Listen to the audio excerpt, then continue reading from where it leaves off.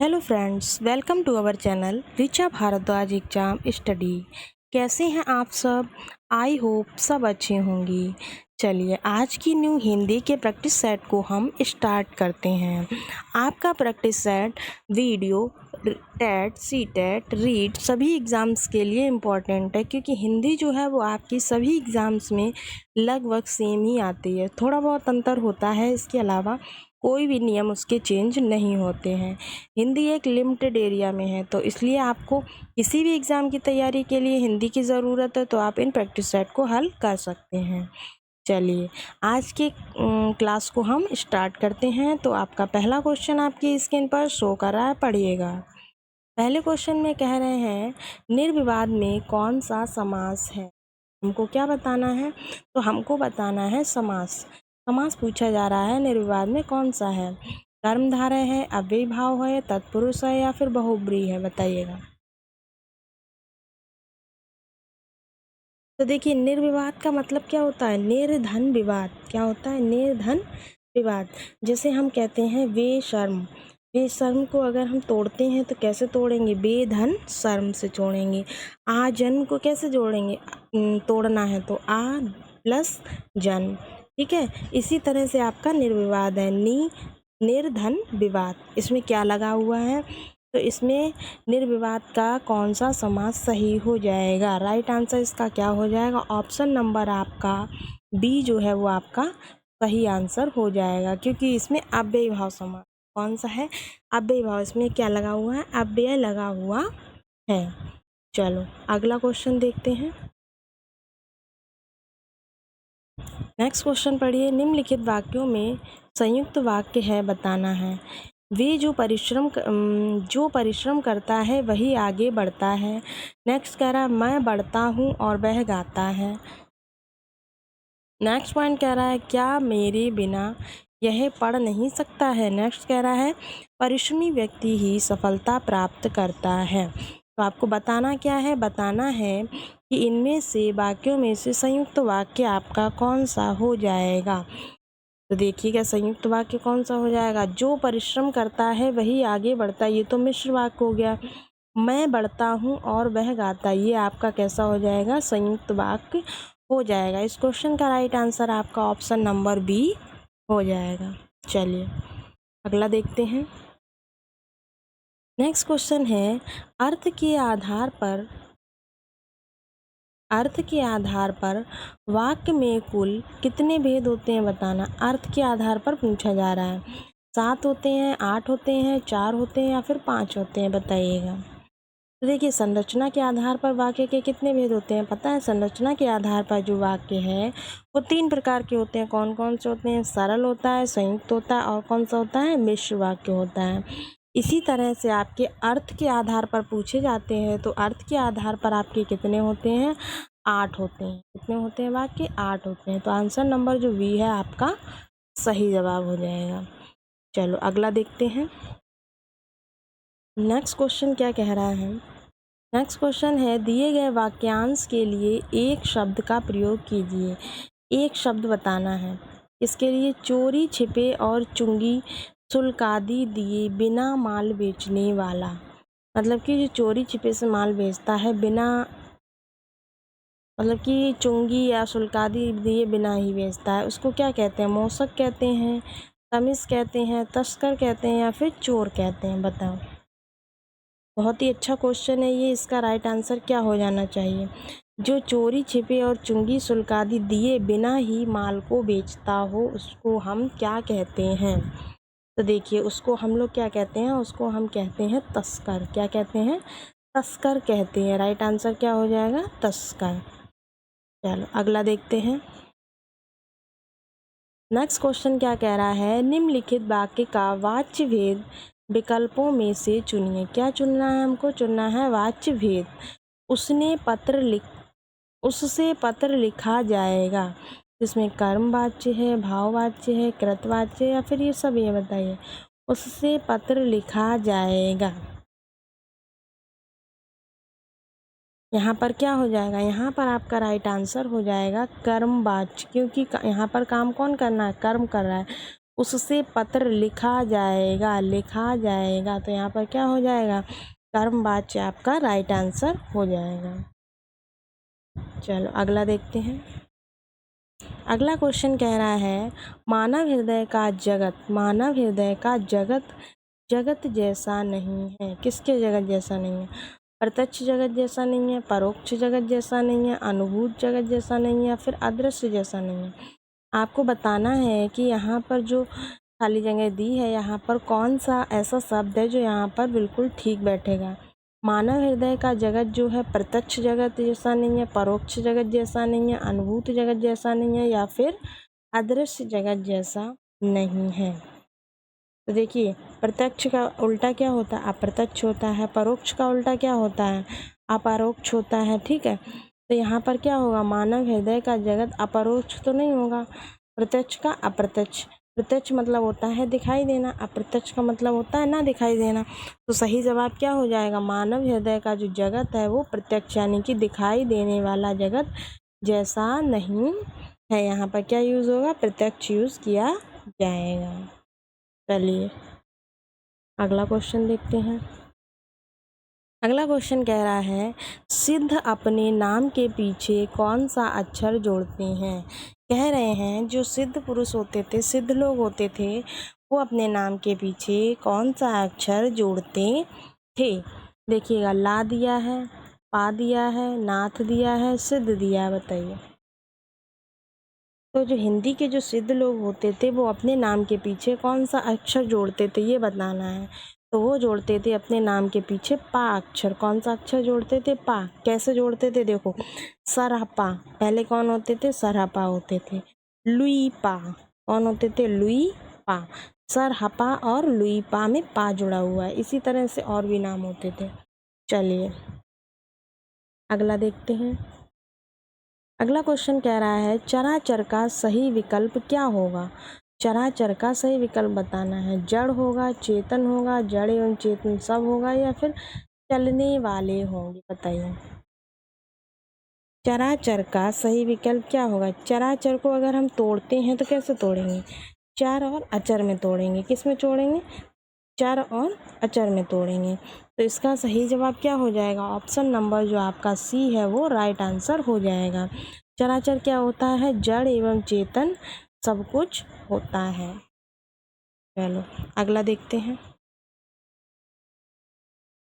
अगला क्वेश्चन कह रहा है शाश्वत का विलोम होगा। किसका पूछा जा रहा है? शाश्वत का क्या पूछा जा रहा है? विलोम शब्द बताना है, क्या होगा। यहाँ पर दिए हुए हैं नासवान होगा। नासवान मतलब बिल्कुल नष्ट होना, नश्वर मतलब नष्ट होने वाला, क्षणिक, और अनश्वर। बताइए शाश्वत का क्या हो जाएगा। ऐसे हम एक आपसे पूछ रहे हैं सफ़ेद का विलोम क्या होगा। तो पता है सफ़ेद का क्या होता है? तो सफ़ेद का विलोम काला भी होता है और कृष्ण भी होता है। दो विलोम होते हैं सफ़ेद के। चलिए शाश्वत का बताइए। तो शाश्वत का यहाँ पर राइट आंसर क्या होना चाहिए?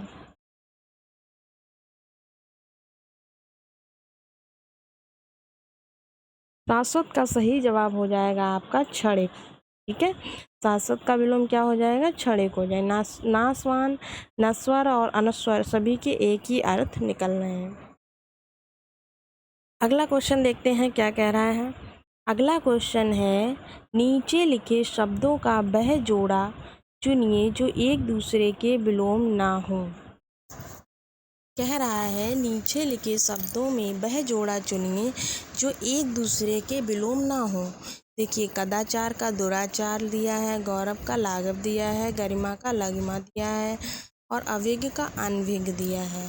बताइए इसमें से कौन सा ऐसा है जो एक दूसरे का विलोम नहीं है। तो देखिएगा यहाँ पर कदाचार का दुराचार नहीं होता है। आपका राइट आंसर क्या हो जाएगा? Option number A. गौरव का लाघव सही है, गरिमा का लघिमा सही है, अविज्ञ का अनभिज्ञ भी ठीक दिया हुआ है। चलिए अगला देखते हैं। अगला क्वेश्चन क्या कह रहा है, पढ़िए। दिया हुआ है निम्न शब्द युग्म के विकल्पों में से सही अर्थ भेद का चयन कीजिए। तो देखिएगा बदन और बदन, हमें बताना है बदन और बदन का कौन सा शब्द युग्म सही होगा। बादल या चेहरा, शरीर या बदन, शरीर या चेहरा, देह या देह, बताइएगा।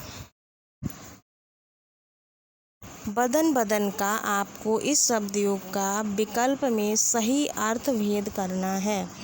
तो देखिएगा इसका राइट आंसर क्या हो जाना चाहिए। इसका राइट आंसर हो जाएगा ऑप्शन नंबर सी। एक बदन का अर्थ होता है शरीर, दूसरे बदन का अर्थ होता है चेहरा।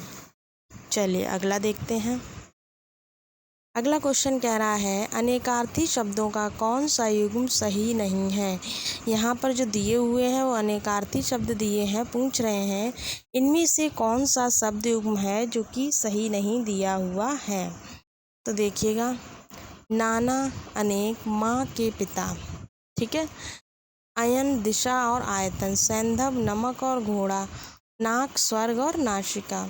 तो इसमें से सही नाना जो है अनेक होते हैं, माँ के पिता होते हैं, ठीक है, अयन दिशा होती है और आयतन होता है। तो इसका सही जवाब हो जाएगा ऑप्शन नंबर बी। कौन सा युग्म सही नहीं है, तो ऑप्शन नंबर बी जो है वो आपका सही नहीं दिया हुआ है। चलिए अगला देखते हैं। अगला क्वेश्चन क्या कह रहा है,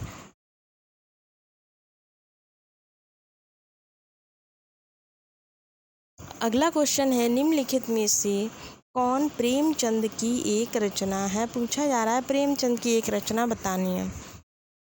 पंच परमेश्वर, उसने कहा था, ताई या फिर ठेस, बताइएगा। तो चारों में से जो प्रेमचंद की रचना है वो कौन सी हो जाएगी, पंच परमेश्वर हो जाएगी।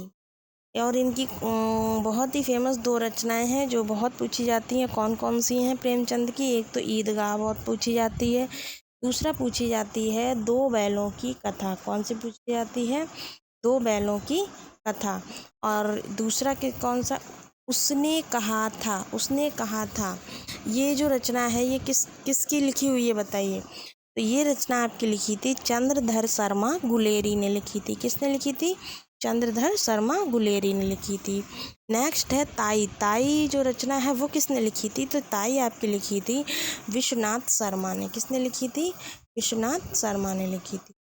ठेस किसने लिखी थी, तो ठेस आपकी लिखी थी फणीश्वर नाथ रेणु ने। किसने लिखी थी ठेस, ठेस लिखी थी फणीश्वर नाथ रेणु ने। चलिए एक क्वेश्चन के साथ आपके 3-4 पॉइंट्स को कवर करते हुए चलिए कॉपी में नोट डाउन करते जाइए, जिससे कि आपको रिवीजन करने में बहुत ही आसानी होगी।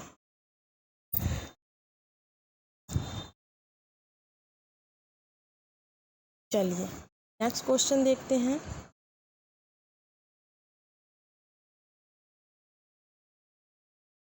अगला क्वेश्चन क्या कह रहा है, पढ़िएगा। अगला क्वेश्चन है महादेवी वर्मा को कौन सा पुरस्कार नहीं मिला था। जो महादेवी वर्मा है उनको कौन सा पुरस्कार नहीं मिला था, पद्म भूषण, ज्ञानपीठ, पद्म विभूषण या फिर भारत रत्न। चारों में से सही जवाब आपका क्या है, इसका राइट जवाब हो जाएगा उनको कौन सा पुरस्कार नहीं दिया गया था, तो भारत रत्न उनको नहीं मिला था। चलिए अगला देखते हैं। अगला क्वेश्चन है खड़ी बोली का प्रथम महाकाव्य है। खड़ी बोली का प्रथम महाकाव्य क्या है, कामायनी हो जाएगा आपका, प्रिय प्रवास हो जाएगा, साकेत हो जाएगा या फिर नीरजा हो जाएगा, बताइएगा। 15 नंबर का कौन सा राइट आंसर हो जाएगा। तो देखिएगा आपका कामायनी जो है, कामायनी किसका है, तो कामायनी आपका है जयशंकर प्रसाद का। प्रिय प्रवास किसका है, तो प्रिय प्रवास आपका है अयोध्या सिंह उपाध्याय हरिऔध का। और खड़ी बोली का जो प्रथम महाकाव्य वो भी प्रिय प्रवास ही है। साकेत जो है वो किसकी है, मैथिली शरण गुप्त की है। और आपकी नीरजा किसकी है, तो ये आपकी हो जाएगी महादेवी वर्मा की। खड़ी बोली का प्रथम महाकाव्य किसको कहा गया है, प्रिय प्रवास को कहा गया है। चलिए आगे देखते हैं। नेक्स्ट क्वेश्चन क्या कह रहा है, निम्न में से कौन सी मैथिली शरण गुप्त जी की रचना नहीं है। क्या बताना है, जो नहीं है वो बतानी। मेघनाद वध, अर्जुन विसर्जन, कादम्बरी या फिर प्रदक्षिणा, बताइए। पूछा जा रहा है मैथिली शरण गुप्त जी की रचना कौन सी नहीं है। तो देखिए ऑप्शन नंबर सी जो है कादम्बरी, वो मैथिली शरण गुप्त की रचना नहीं है। कौन सी, कादम्बरी नहीं है। तो कादम्बरी आखिर है किसकी? तो कादम्बरी आपकी है बाणभट्ट की, जिसको कि बाणभट्ट ने पूरा नहीं किया था। उसको किसने पूरा किया था? तो उसको उनके पुत्र ने पूरा किया था, जिसका नाम क्या था? उसका नाम था भूषण भट्ट। क्या नाम था? भूषण भट्ट के द्वारा इसको पूरा किया गया था कादम्बरी को। चलिए अगला देखते हैं। चंपू किसे कहा जाता है? पूछा जा रहा है चंपू जो है वो किसको कहा जाता है? गद्य की रचनाओं को, पद्य की रचनाओं को, गद्य पद्य मिश्रित रचनाओं को, या इनमें से कोई नहीं? तो देखिए चंपू जो है वो किसको कहा जाता है? तो वो कहा जाता है गद्य और पद्य दोनों की मिश्रित रचनाओं को चंपू कहा जाता है। अगला देखते हैं। अगला क्वेश्चन कह रहा है कलाधर उपनाम से कविता लिखते हैं। कलाधर उपनाम से कौन कविता लिखता है? बताइए। कलाधर जो है वो किसका उपनाम है जो कविताएं लिखते थे? तो इसका सही जवाब क्या हो जाएगा? देखिए जो आपके माखनलाल चतुर्वेदी हैं, माखनलाल चतुर्वेदी को 1955 में पहला साहित्य अकादमी पुरस्कार मिला था। किसको मिला था? माखनलाल चतुर्वेदी को। किसके लिए मिला था? कौन सी रचना के लिए मिला था? तो ये मिला था आपका हेम तरंगिणी के लिए। किसके लिए मिला था? हेम तरंगिणी के लिए मिला था। ठीक है, इनको जो है एक भारतीय आत्मा भी कहा जाता है। किसको? माखनलाल चतुर्वेदी को एक भारतीय आत्मा भी कहा जाता है। रह गए आपके मैथिली शरण गुप्त। मैथिली शरण गुप्त को लोग क्या कहते हैं? तो मैथिली शरण गुप्त को लोग दद्दा कहते हैं। क्या कहते हैं? दद्दा भी कहते हैं। तो कलाधर उपनाम से जो कविताएं लिखते हैं वो कौन है? वो हैं आपके जयशंकर प्रसाद। इसका राइट आंसर है। चलिए अगला देखते हैं। दिवस का अवसान समीप था। कह रहे हैं दिवस का अवसान जो था वो समीप था। वंशस्थ होगा, भुजंगी होगा, द्रुत विलुप्ति होगा, या फिर उपेंद्र प्रजा होगा? तो देखिएगा इसमें जो आपका राइट आंसर हो जाएगा दिवस का अवसान समीप था, तो हो जाएगा द्रुत विलंबत। क्या होगा? द्रुत विलंबत। नेक्स्ट देखते हैं अगला क्वेश्चन क्या कह रहा है। अगला क्वेश्चन है विस्मय करुण रौद्र के स्थायी भाव के लिए कौन सी विकल्प सही है? तो देखिएगा कौन सी विकल्प सही होगी किसके लिए? विस्मय। विस्मय का क्या होता है? विस्मय का होता है अद्भुत। कौन सा होता है? अद्भुत। करुण का क्या होता है? शोक होता है। रौद्र का क्या होता है? क्रोध होता है। तो ऑप्शन नंबर बी जो है वो इसका सही जवाब हो जाएगा। चलिए बच्चों, आज की क्लास आपकी यहीं पर एंड होती है। अगर आप चैनल पर नए हैं तो चैनल को लाइक करें, सब्सक्राइब करें और शेयर करें। मिलते हैं आपसे नेक्स्ट वीडियो में। तब तक के लिए थैंक यू।